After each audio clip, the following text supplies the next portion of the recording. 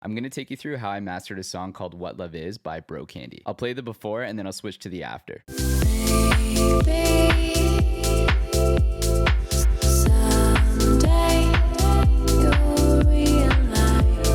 It feels more full and open, and I'm going to take you through how I did that. The overall vibe to this song is a little bit darker, it's groovy, it's chill, and I wanted to keep that as my overall theme when I was mastering this. First up, I have Pro C2 doing some mid-range compression. I learned this technique from one of the best, Luca Predolese, and the idea is to compress the mid-range, which is what this filter is helping out with down here, and use these mid-side knobs to bring the mid-range more out front of your mix and leave the low end and the high end dynamic. I have the Oxford inflator adding transparent saturation and fullness. Again, nothing crazy, we're on 9%. Next is the Pultec. I have a small bump at 60 hertz. I'm slightly attenuating the low mids, and I'm also dampening the high end because again, we're going for a darker, more chill vibe. Next is Pro Q3 in linear phase mode. I'm taking care of some buildup of really, really low sub frequencies, adding a small amount of sustain to the kick and the sub, taking care of some resonance around the 2K range, and then taming the high end even further. And this might look like a lot, but the scale is set to 6 decibels, so most of these moves here are between 0 and 1 dB. It's really subtle stuff. The mix was already good, so we don't want to completely just change the balance of it. Next is Pro MB that's adding a little bit more consistency to the low mids and the mid range. And then space control, which is really the magic sauce on this master for me. It opens up the mix in a really nice way in the low mids and the mid range. So check out the before and after.